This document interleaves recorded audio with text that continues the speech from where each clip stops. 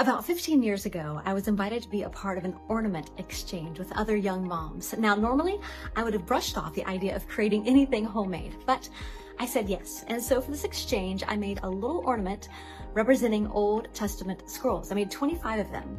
And then I went to this exchange, we exchanged ornaments, and then afterward, each of us had a set of 25 different ornaments, each representing a story from the Advent calendar. I remember walking to my car that day after the exchange, not realizing how this little shoebox full of ornaments would transform my understanding of Jesus and our family's Christmas. That first year, we used those ornaments to create what's called a Jesse tree. Beginning December 1st and then going through to Christmas, we added one ornament to our tree each day and then shared that ornament's story with our children. And during that first year, something began stirring in my heart.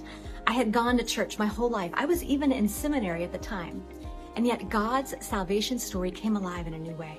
I loved seeing connection after connection between the Old and the New Testaments. And I loved how each story pointed straight to Jesus. People will ask me how the Jesse tree has changed our Christmas, and what thrills me is that this is all our children have ever known. Now, we haven't done it perfectly. There have been missing days, missing ornaments, meltdowns, broken ornaments, but despite the chaos and despite the imperfection, I now see an understanding of Scripture and an invaluable love for Christ and my kids. It is a time where our hearts connect, not just with each other, but with something greater, someone greater.